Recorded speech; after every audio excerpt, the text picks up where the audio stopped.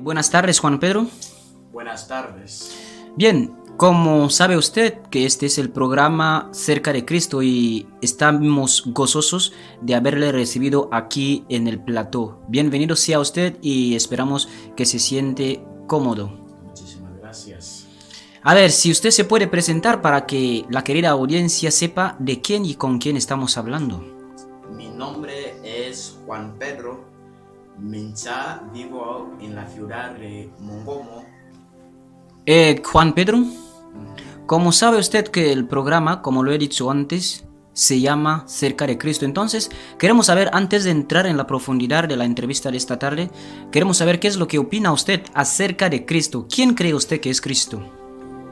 Bueno, durante todos mis estudios bíblicos, desde que acepté al Señor, para mí hablar acerca de Jesucristo es uno de los temas que a mí me impactan demasiado, porque lo que yo opinaría en mi parte personalmente acerca de Jesucristo, yo diría que amén de que Jesucristo sea nuestro Salvador, también Él es nuestro Señor. Él es aquel que vino de los cielos. Incluso la Biblia lo describe que el verbo habitó en medio nuestro. Este verbo se hizo carne, vino a por los suyos y a los suyos no le reconocieron. O sea que la misión por la que Cristo vino a realizar aquí en la tierra era para venir a salvar a la humanidad.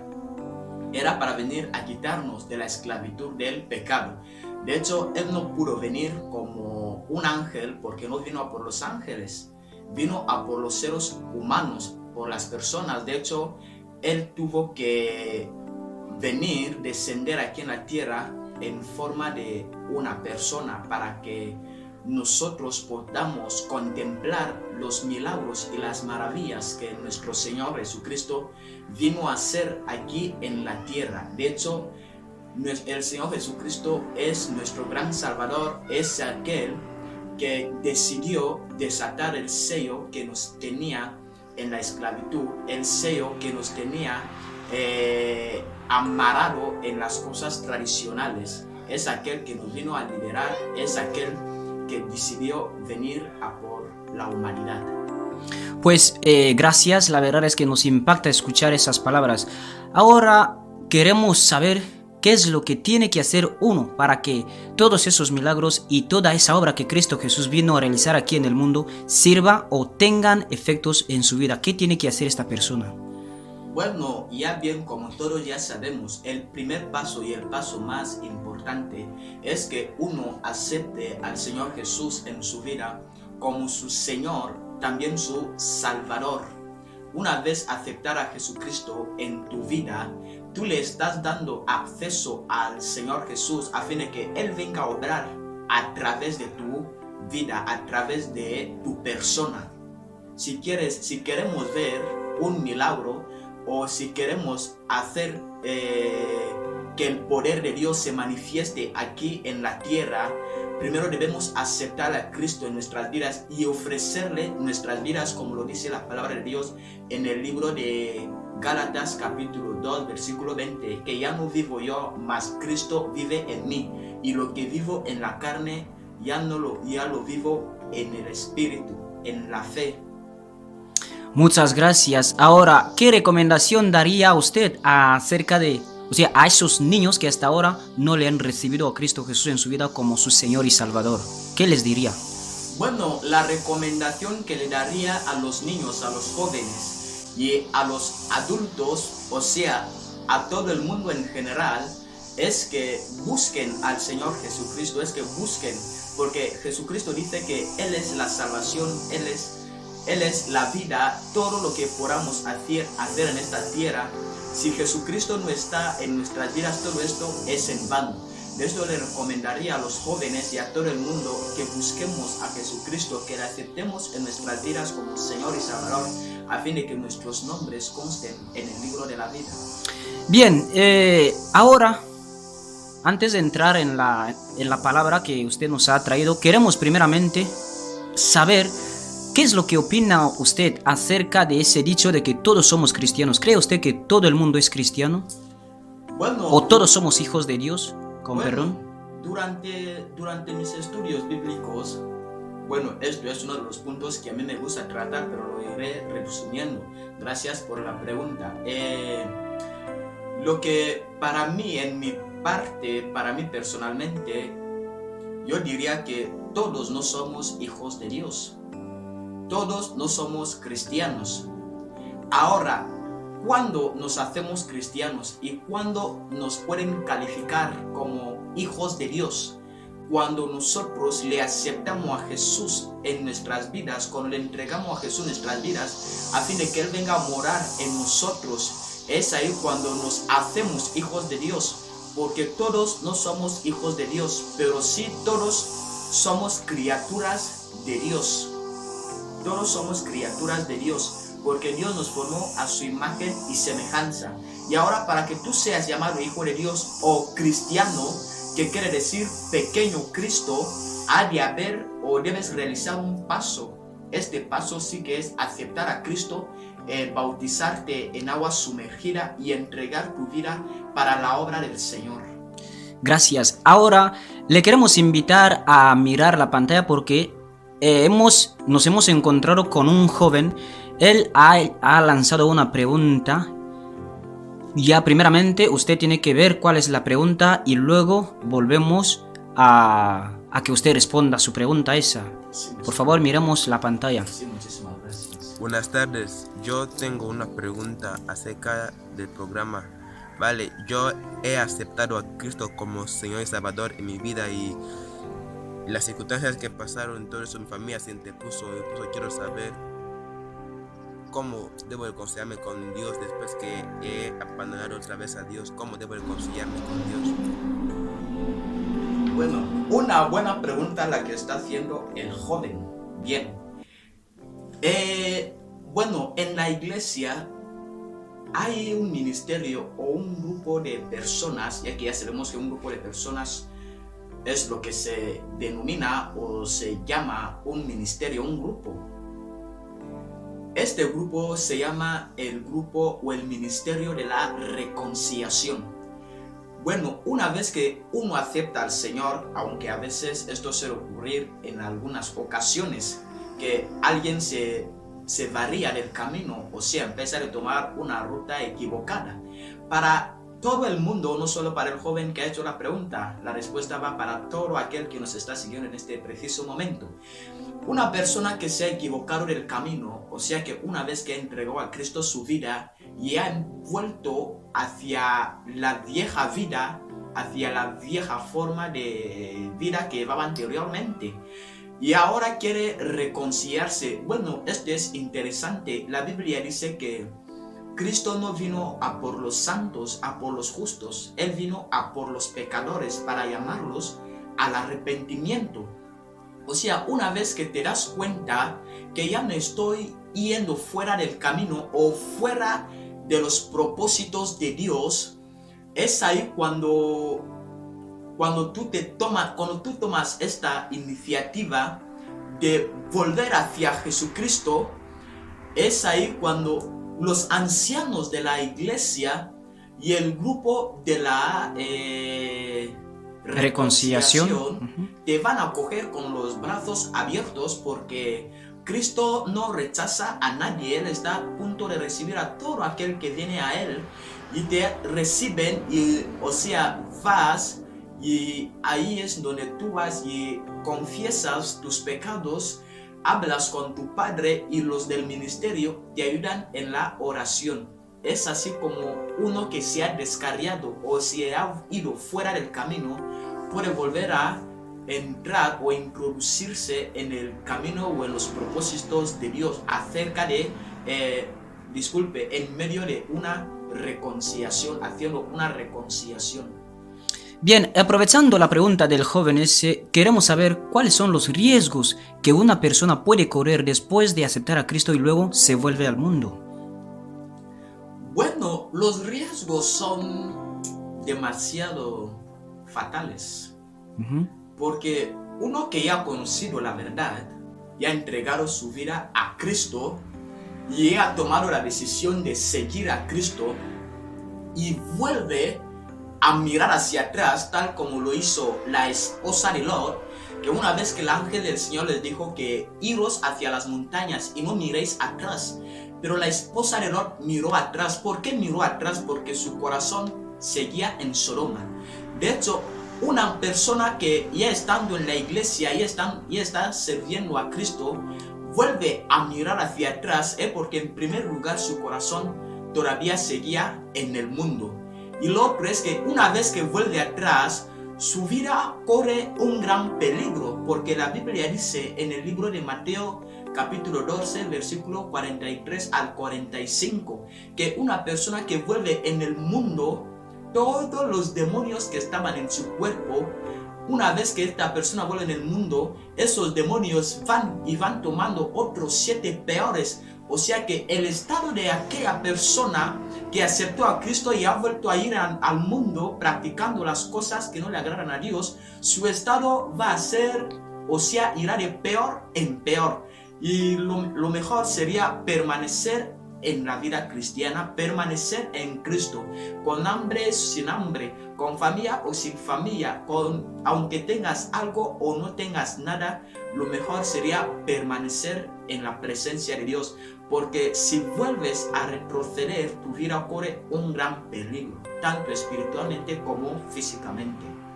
Bien, señor Juan Pedro, vamos a dar una breve pausa y después regresamos, y así es como vamos a entrar en la exhortación de este día de hoy.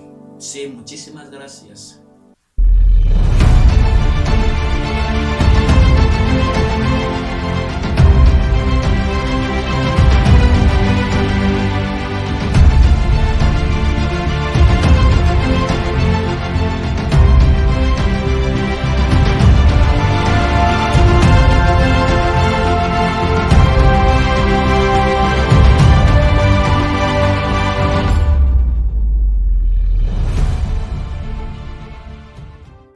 Después de haber vuelto de esta breve pausa, para aquellos que no le conocen, él es Juan Pedro, un joven que reside en la ciudad de Mongomo, cristiano, y ha venido aquí hoy en el plató del programa Cerca de Cristo, y es el que estamos hablando con él. Ahora vamos a entrar en lo que es la palabra de la tarde.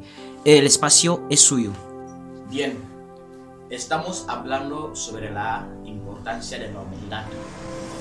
En primer lugar, el Señor Jesucristo nos dice que si alguno ya está en Él, si alguno permanece en Él, debe andar como Él anduvo. O sea que ya no debes llevar la vida a tu antojo o a la forma que a ti te gusta. Tú ya debes vivir una forma que le agrada a Jesucristo. De hecho, en la vida cristiana, ¿cuál es la importancia que tiene la humildad en nuestras vidas como cristianos, como nuevos convertidos?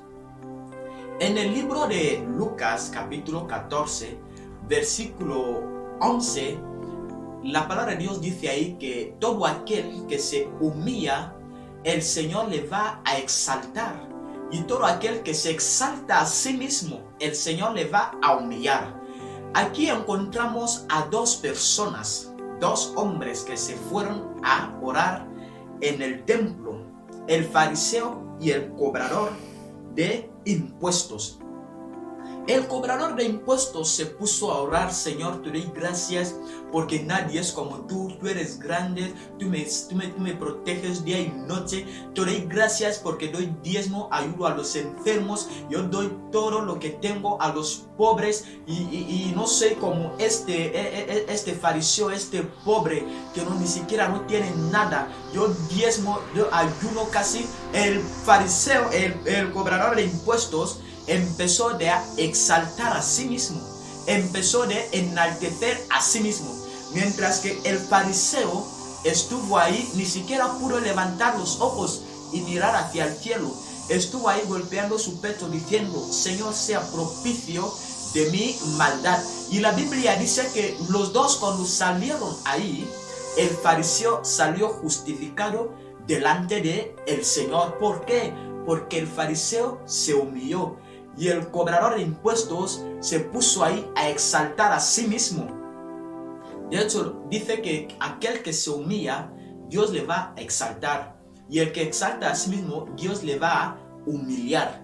Ahora bien, debemos saber, nosotros los cristianos, los que hemos entregado y hemos dedicado nuestra vida para el Señor, debemos saber que la humildad no es apariencia.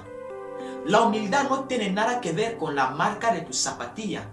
La humildad no tiene nada que ver con la forma en la que tú vistes. ¿Qué es la humildad? La humildad es un carácter que una persona lleva en su interior. Esto es lo que se denomina humildad. Es un carácter que se aprende. La humildad no es un don que tú vas a decir, Señor, necesito el don de la humildad. No, la humildad es un carácter que se aprende. Un carácter que se aprende.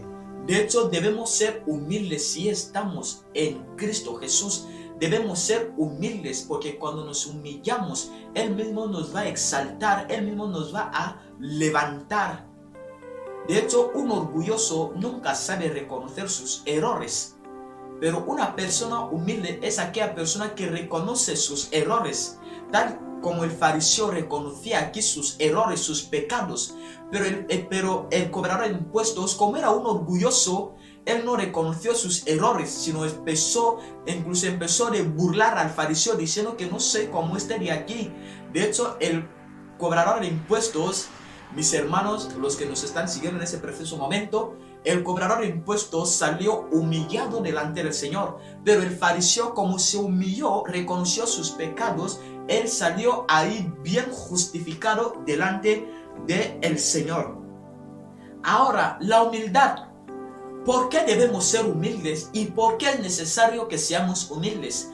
Cuando estuve introduciendo, les he dicho que todo aquel que esté en Cristo, la Biblia dice que debe seguir los pasos, o sea, las huellas de Jesús. La Biblia lo dice en 1 de Juan capítulo 2, versículo 6, puede ir a mirarlo en su casa. Ahora Jesucristo mismo era humilde, era manso de corazón. En el libro de Lucas, en el libro de Mateo 26, versículo 36 a 47, ahí encontramos un tiempo en el que Jesucristo estuvo orando en el huerto Getsemaní. Estaba ahí orando ahí más de 3 ocasiones. Él estuvo ahí orando, Señor, que no sea mi voluntad, sino que sea según tu voluntad. Volvió a la segunda vez, Señor, que no sea mi voluntad, sino que sea según tu voluntad. A la tercera vez, Señor, que no sea como yo quiero, sino que sea como tú sí quieres. Ahí encontramos, cuando analizamos estas frases, que sea tu voluntad, encontramos que Cristo se humilló a la voluntad del Dios Padre. Cristo se humilló a la voluntad de Dios, no a su propia voluntad. De hecho, siempre decía que si es necesario pasar de mí esta copa, que sea como tú quieres, Señor, que sea como tú quieres, Padre, no como yo quiero. O sea que Cristo él mismo se humilló a la voluntad de Dios. De hecho, Él nos invita a que también seamos humildes, a que también sepamos humillarse. No sé si estás siguiendo esta exhortación. Sigo delante. Estamos hablando sobre la importancia de la humildad. En el libro de Juan capítulo 13 versículo 5 volvemos a encontrar que Cristo hizo un pequeño acto, aunque nosotros lo digamos pequeño físicamente, pero es algo grande espiritualmente. Que el Señor Jesús estuvo lavando los pies a los discípulos. Este gesto, a veces cuando miramos este gesto, pero ¿cómo es posible que un rey de reyes, un señor de señores, el Dios de los dioses, le está lavando los pies a sus discípulos? Os voy a dar un ejemplo, un rey de un palacio o el rey de un país que le está lavando los pies a sus criados o a sus obreros, mirad cómo esto sería tan humillante, que un rey le lava los pies a sus sirvientes. Es lo que Cristo estuvo haciendo aquí con sus discípulos, lavándole los pies. Esto es un acto o un símbolo de humildad. Un símbolo de humildad. Y ahora, cuando analizamos todo eso sobre la humildad de Cristo, en el libro de Filipenses capítulo 2, versículo 3 hasta el verso 11, ahí encontramos que debido a la humildad del Cristo, Dios le exaltó. Aleluya. Dios le exaltó debido a su humildad. Dios le dio el nombre que es sobre todo nombre. De hecho, hemos dicho que aquel que se humilla, Dios le exalta. Cristo se humilló y Dios le exaltó. Dios le enalteció. Dios le dio un nombre que es sobre todo un nombre. La Biblia dice que en el nombre de Jesús toda rodilla se doblará y toda boca confesará que Jesucristo es el Señor. Todo esto, ¿por qué? Porque Jesús supo humillarse a la voluntad de Dios. De hecho, la importancia de la humildad en la vida de nosotros, en la vida de las personas que creen en Jesucristo, la importancia de la humildad es que cuando nos humillamos, el Señor mismo nos va a enaltecer, nos va a exaltar. El Señor mismo nos va a cambiar, va a moldear nuestros caracteres. Dios dice que Él escucha un corazón contrito y humillado, un corazón quebrantado, un corazón humilde en su presencia, un corazón que sabe humillarse en la presencia del Señor. Es el corazón que el Señor siempre está al tanto, a la disposición de sus peticiones. Así que yo pido a todos los cristianos del mundo entero, sin excepción alguna, que todos dejemos aparte el orgullo, porque el orgullo fue lo que inventó el infierno, el bendito infierno que hoy en día ya conocemos. Fue el orgullo el que dejó que haya el infierno, porque una vez que el diablo desde el cielo se sintió que, pero si yo también ya soy como Dios, ya tengo un grupo de alabanza, un grupo de ángeles que me obedece, yo también ya soy igual como Dios. O sea, ese orgullo, una vez que entró en la vida de Satanás, Dios decidió expulsarle del cielo, y es ahí cuando Él creó el infierno. ¿Para quién? Para Satanás. Y como Satanás es muy astuto, y él dijo que no pienso irme solo, yo iré con el hombre que tú creaste. Y Satanás sabía que el amor de Dios estaba 100% en el hombre que Él había creado a su imagen y semejanza. Es cuando Satanás decidió que no va a ir solo, sino irá con el hombre que Dios creó. De hecho, si tú todavía sigues practicando el orgullo en tu vida, yo te recomendaría, querido hermano, querida hermana en Cristo, tú que me estás escuchando en este momento, que digas al diablo que déjame, que digas al orgullo que apártate y ponte hacia un lado. Quiero seguir el camino de Jesucristo, porque el camino de Dios no es para los orgullosos, es para gente humilde como ¿quién? Como Jesucristo Él mismo. Y como Dios le exaltó a Jesucristo por ser humilde, Dios también te va a exaltar a ti por tu humildad. Así que sea humilde, iglesia, y recordando que la humildad no tiene nada que ver con las vestimentas. La humildad es un carácter que se aprende. Dios les bendiga.